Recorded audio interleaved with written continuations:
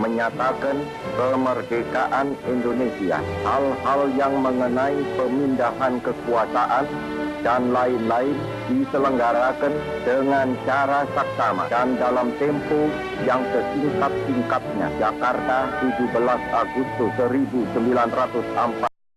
Dari hari ke hari, tentara Jepang semakin terdesak di medan pertempuran. Kekalahan blok sentral di kawasan pertempuran Eropa telah menyebabkan pihak sekutu dapat memusatkan perhatiannya untuk menghancurkan kekuatan Jepang dalam Perang Asia Timur Raya. Sebagai akibatnya, di berbagai medan pertempuran, Jepang menghadapi kekalahan. Beberapa pulau tempat basis kekuatan Jepang seperti Pulau Saipan, Okinawa, dan Iwo Jima dapat direbut oleh pasukan sekutu. Hal ini telah menyebabkan nyali pemerintahan dan pasukan Jepang menurun.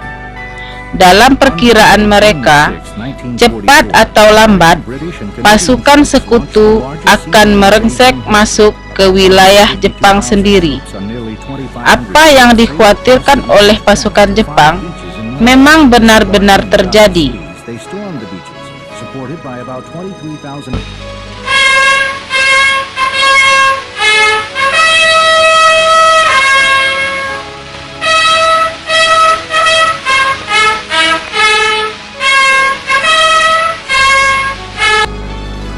Pada tanggal 6 Agustus 1945, sebuah kota penting Jepang, yaitu Hiroshima, dengan menggunakan pesawat B-29 dijatuhi bom atom oleh pihak sekutu pimpinan Amerika.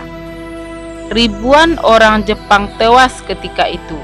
Sebagian lainnya mengalami cacat fisik seumur hidup, dan gedung-gedung seperti rata dengan tanah. Sehari setelah itu, Kabinet Jepang bersidang, di mana salah satunya membahas masalah pemberian kemerdekaan kepada Indonesia di masa datang, bila kelak Jepang menang melawan sekutu.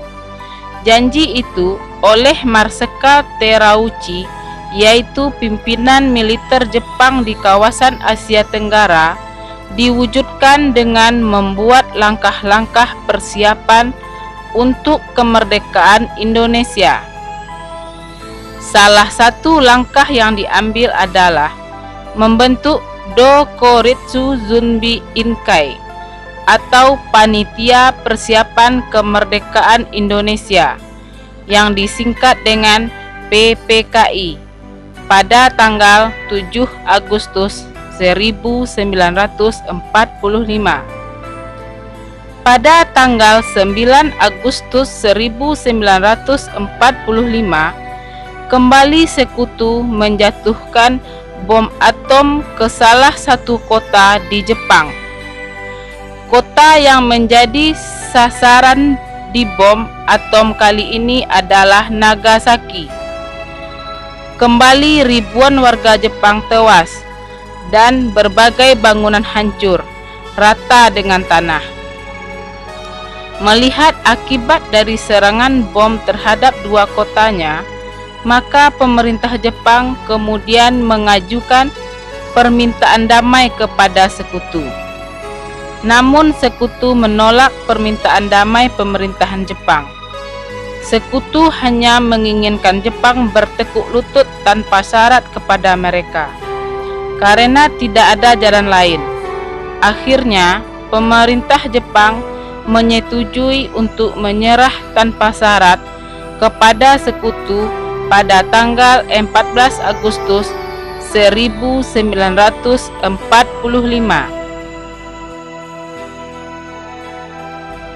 Kaisar Jepang Hirohito pada tanggal 15 Agustus 1945 melalui corong radio memerintahkan kepada seluruh bala tentara Jepang untuk menghentikan peperangan melawan sekutu. Tepat tanggal 9 Agustus 1945, bersamaan dengan dibom atomnya kota Nagasaki oleh sekutu, penguasa Jepang Perang Jepang di Asia Tenggara, yaitu Marsekal Terauchi, memanggil 3 tokoh penting Indonesia ke markasnya di Dalat, Vietnam. Ketiga tokoh penting Indonesia itu adalah Soekarno, Hatta, dan Rajiman Widyodiningrat.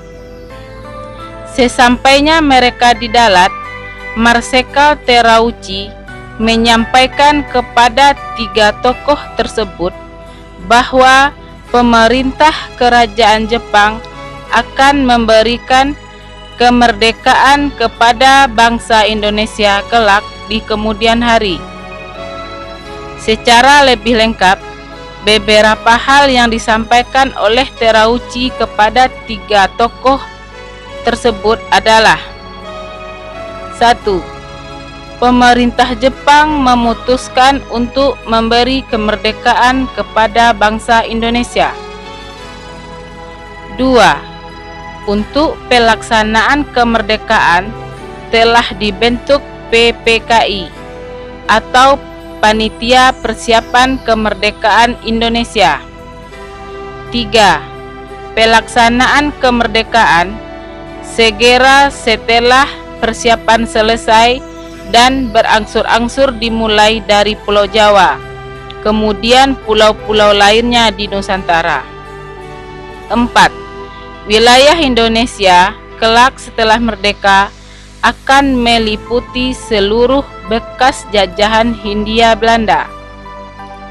Sekembali dari Dalat, ketiga orang tokoh tersebut sempat singgah di Singapura dan bertemu dengan beberapa anggota PPKI, yaitu Muhammad Amir, Tengku Hasan, dan Abdul Abbas. Tokoh-tokoh tersebut memperkirakan bahwa ada kemungkinan Jepang akan menderita kekalahan dalam Perang Asia Timur Raya melawan sekutu. Kekalahan itu akan terjadi dalam waktu yang relatif singkat. Melihat situasi dan kondisi medan pertempuran di kawasan Asia Timur Raya. Sementara itu, beberapa tokoh Indonesia yang melakukan pergerakan bawah tanah, terutama yang dipimpin oleh Syahrir, berhasil menangkap informasi-informasi internasional melalui radio gelapnya. Meski berita kekalahan Jepang disampaikan dalam bahasa Jepang, namun tokoh ini dapat mengetahui bahwa Jepang telah bertekuk lutut kepada sekutu. Ia juga mengetahui bahwa 2 kota Jepang telah hancur berantakan karena bom atom yang dijatuhkan oleh sekutu.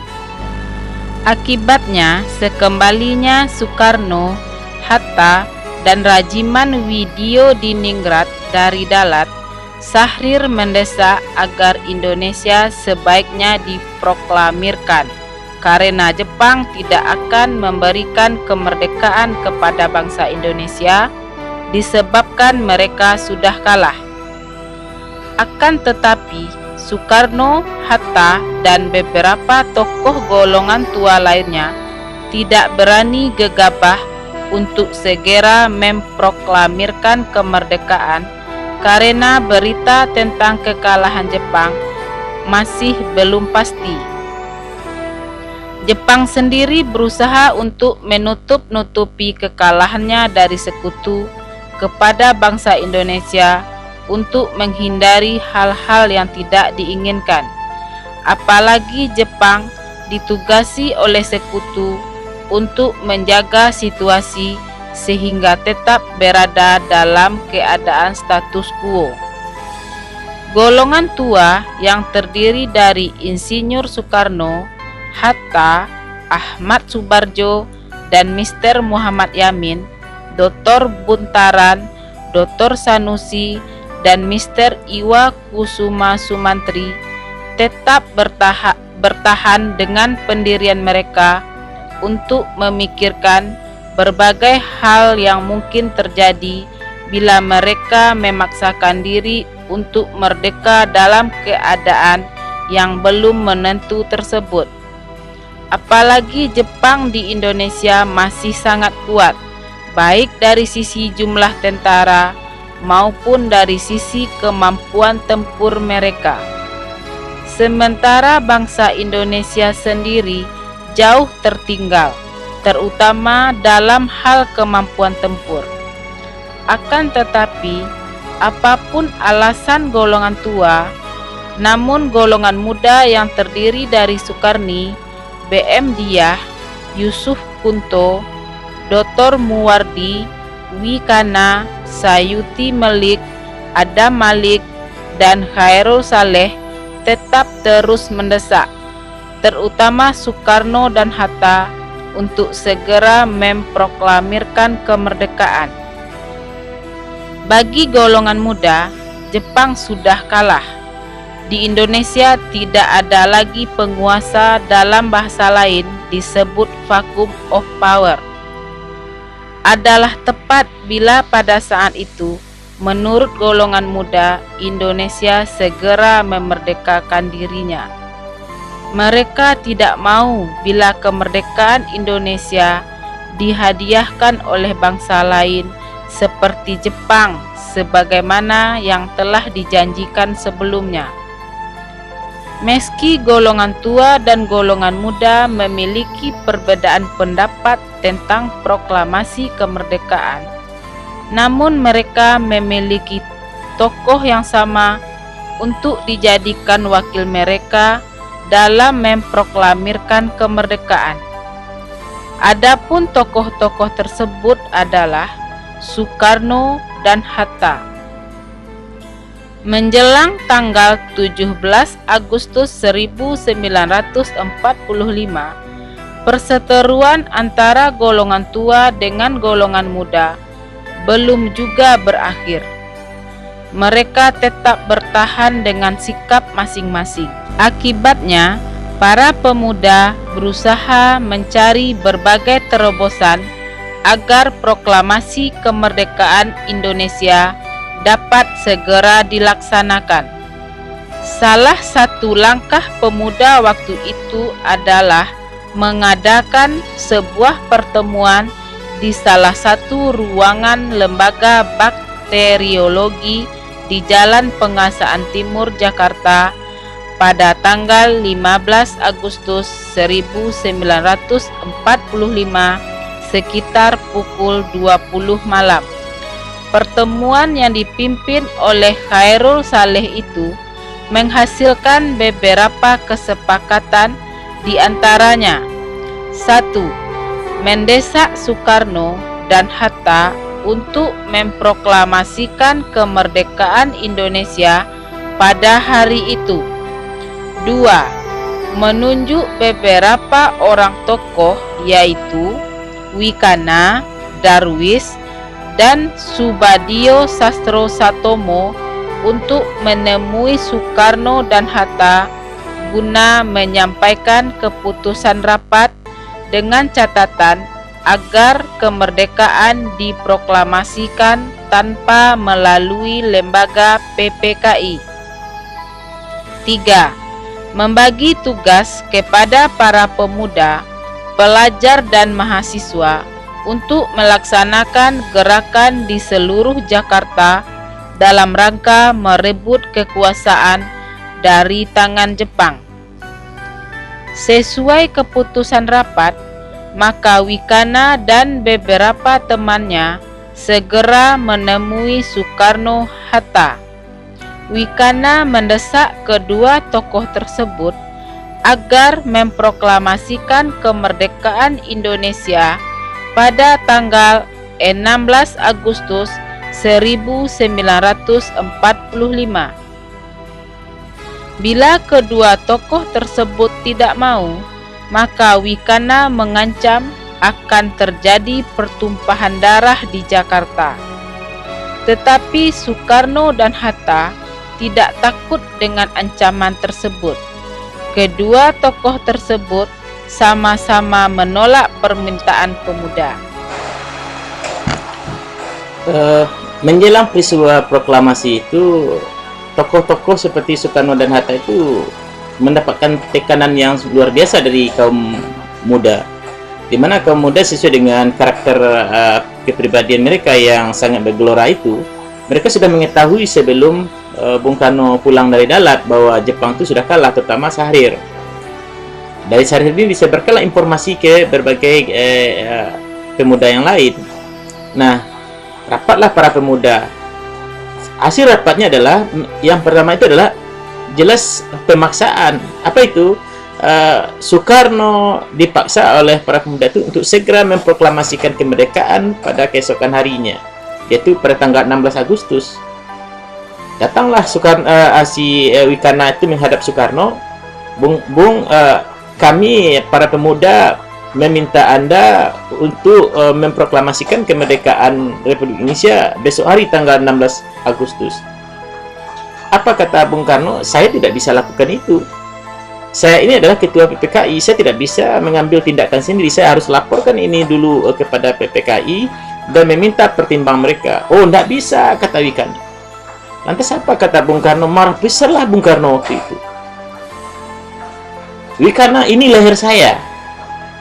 Kalau kamu tidak suka, kalau kamu paksa juga saya untuk memproklamasikan kemerdekaan itu besok hari, boleh kamu potong ini. Biar kamu puas, biar kamu bisa berbuat sekehendak hati kamu. Itu kata Bung Karno.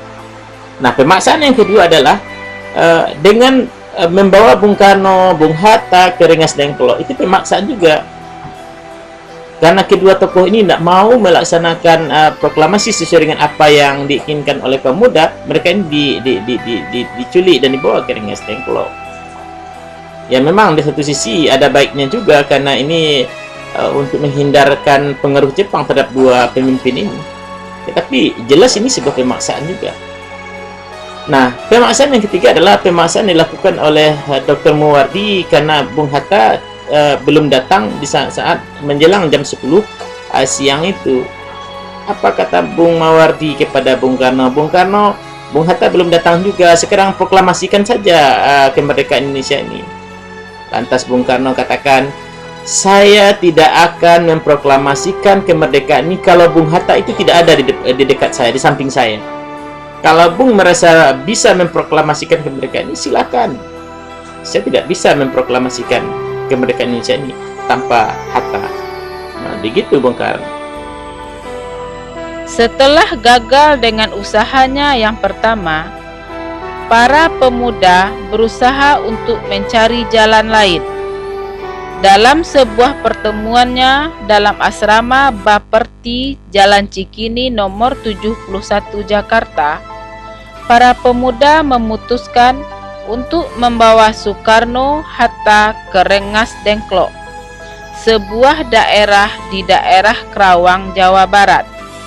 Hal itu dilakukan untuk menghindari adanya tekanan ataupun intervensi dari pihak militer Jepang kepada kedua tokoh tersebut. Dipilihnya daerah Rengas Dengklok oleh para pemuda tersebut adalah karena daerah itu dipandang strategis dari sisi perjuangan, dengan alasan kekhawatiran pada keamanan Soekarno-Hatta karena semakin tajamnya perbedaan pendapat yang sangat antusias dengan pelaksanaan proklamasi.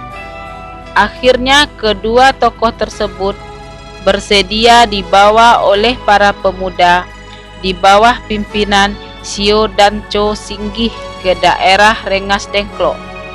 Soekarno dan keluarganya berada dalam satu mobil, sementara Hatta berada dengan mobil yang lain bersama para pemuda.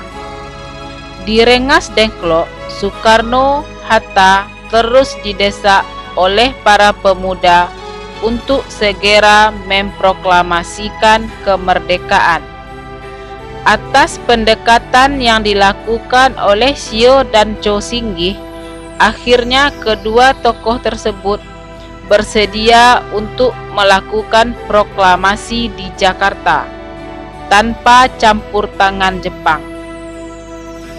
Sementara itu di Jakarta sendiri, golongan tua yang diwakili oleh Ahmad Subarjo dan golongan muda yang diwakili oleh Wikana berhasil membuat kesepakatan bahwa proklamasi harus segera dilaksanakan. Proklamasi harus dilaksanakan di Jakarta. Ahmad Subarjo berdasarkan kesepakatan tersebut kemudian berangkat ke Jakarta dengan diantar oleh Yusuf Punto yang merupakan wakil pemuda dan Sudiro sekretarisnya. Sekitar pukul 23 waktu Indonesia bagian Barat, tanggal 16 Agustus 1945, rombongan yang membawa Soekarno-Hatta sampai di Jakarta. Rencana mereka hendak melakukan pertemuan di Hotel Des Indes. Akan tetapi, karena pengelola hotel tidak mengizinkan mengadakan kegiatan di atas jam 22 malam, maka Soekarno-Hatta mendatangi rumah Kepala Pemerintahan Umum Jepang, yaitu Mayor Jenderal Nishimura. Hal itu untuk menjajaki sikap Mayor Jenderal itu tentang masalah proklamasi kemerdekaan Indonesia. Akan tetapi, jawaban yang diterima oleh kedua pemimpin tersebut sungguh di luar dugaan mereka. Mayor Jenderal Nishimura mengatakan bahwa Jepang telah menyerah kepada sekutu. Maka Jepang harus mempertahankan status quo, yaitu keadaan seperti apa adanya. Ini berarti bahwa Jepang telah melanggar janji kemerdekaan yang pernah disampaikannya, sekaligus juga tidak memberikan kesempatan kepada bangsa Indonesia untuk memproklamasikan kemerdekaannya. Hal inilah yang membuat Soekarno-Hatta mengambil sikap bahwa proklamasi harus dilaksanakan atas usaha bangsa Indonesia sendiri. Malam itu, akhir pertemuan dilaksanakan di Jalan Imam Bonjol nomor 1 Jakarta, yaitu di rumah seorang pembesar Angkatan Laut Jepang yang bersimpati pada perjuangan kemerdekaan bangsa Indonesia. Ia bernama Laksamana Maeda. Dipilihnya rumah Laksamana Maeda adalah atas prakarsa Ahmad Subarjo. Di rumah itu, para pemuda dan anggota PPKI berkumpul untuk membahas permasalahan teks proklamasi yang akan dibacakan keesokan harinya, dengan disaksikan oleh 3 orang tokoh pemuda, yaitu Sukarni, Sudiro, dan BM Diah. Maka teks proklamasi dirumuskan oleh Soekarno, Hatta, dan Ahmad Subarjo. Kalimat pertama teks proklamasi merupakan sumbangan pemikiran Soekarno dan Ahmad Subarjo yang diambil dari teks pembukaan Undang-Undang Dasar 1945. Sedangkan kalimat kedua merupakan sumbangan pikiran Muhammad Hatta. Dalam waktu singkat, tanpa mendapatkan banyak kendala, akhirnya teks proklamasi berhasil dirumuskan sekitar pukul 4 pagi tanggal 17 Agustus 1945. Setelah teks dibacakan di hadapan para pemuda dan para pemuda menyetujui, maka diusulkan oleh para pemuda agar yang menandatangani naskah tersebut adalah Soekarno dan Hatta atas nama bangsa Indonesia. Walaupun sebelumnya ada keinginan dari sebagian pemuda agar menandatangani naskah proklamasi itu secara bersama-sama. Setelah dipandang tidak ada permasalahan, maka teks proklamasi itu kemudian diketik oleh Sayuti Melik. Setelah teks itu diketik, maka permasalahan yang timbul adalah di mana teks itu akan dibacakan. Soekarni sendiri telah mengumumkan kepada banyak pemuda bahwa teks proklamasi akan dilakukan di lapangan Ikada, Jakarta. Akan tetapi, Bung Karno memilih jalan lain agar tidak terjadi clash fisik dengan bala tentara Jepang. Maka Bung Karno menetapkan bahwa teks proklamasi dibacakan langsung di rumahnya keesokan hari di Jalan Penggasaan Timur nomor 56 Jakarta. Keesokan harinya, hari yang ditunggu itu datang. Namun demikian, Soekarno tidak mau memproklamirkan kemerdekaan sebelum adanya Hatta. Nah, setelah capek berdiri dari pagi karena begitu bersemangatnya para pemuda itu, nah sekitar jam 10 kurang itu mereka mendesak Dr. Muwardi bagaimana agar Soekarno itu segera saja untuk membacakan teks proklamasi. Nah, karena didesak oleh para pemuda, akhirnya Dr. Muwardi berusaha menemui Bung Karno ke kamarnya. Ketuk pintu, lantas Bung Karno keluar. Disampaikanlah oleh Muwardi itu bagaimana keinginan daripada para pemuda. Nah, di saat itu Bung Karno jawab bahwa teks proklamasi itu ditandatangani oleh Bung Karno sendiri dan juga Dr. Andes Muhammad Hatta. Jadi oleh karena itu Bung Karno ingin agar dalam pembacaan teks proklamasi itu Bung Hatta pun juga ikut bersamanya. Nah, lantas apa kata Dr. Muwardi? Kata Muwardi, sekarang begini saja bagaimana kalau seandainya teks proklamasi itu Bung Karno saja yang bacakan sendiri tanpa harus terlebih dulu menunggu Bung Hatta. Nah, mendengar apa yang disampaikan oleh Muwardi ini, Bung Karno marah. Apa kata Bung Karno? Saya tidak akan membacakan teks proklamasi ini kalau Hatta tidak ada di dekat saya.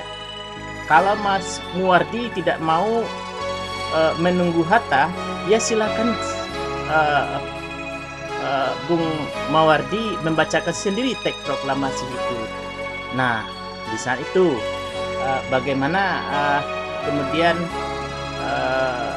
seorang Soekarno begitu setia kepada temannya, dia tidak mau menelingkung temannya di saat seperti itu, padahal dia bisa lakukan itu, tapi tidak.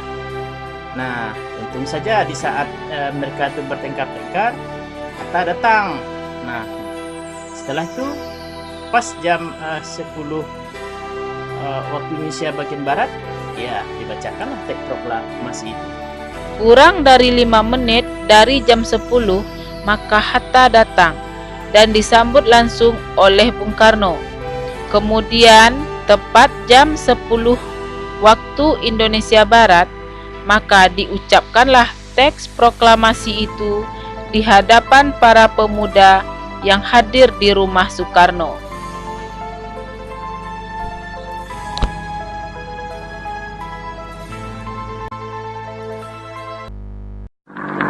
Proklamasi. Kami, bangsa Indonesia, dengan ini menyatakan kemerdekaan Indonesia. Hal-hal yang mengenai pemindahan kekuasaan dan lain-lain diselenggarakan dengan cara saksama dan dalam tempo yang sesingkat-singkatnya. Jakarta, 17 Agustus 1945, atas nama bangsa Indonesia, Soekarno-Hatta.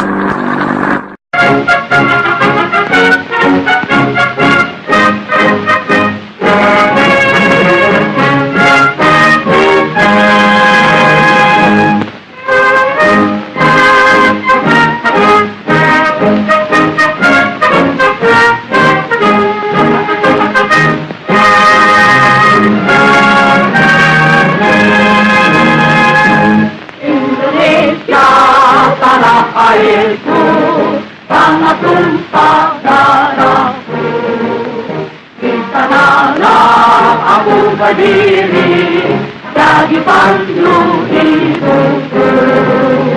Indonesia kebangsaanku, bangsa dan tanah airku, marilah kita berseru, Indonesia bersatu.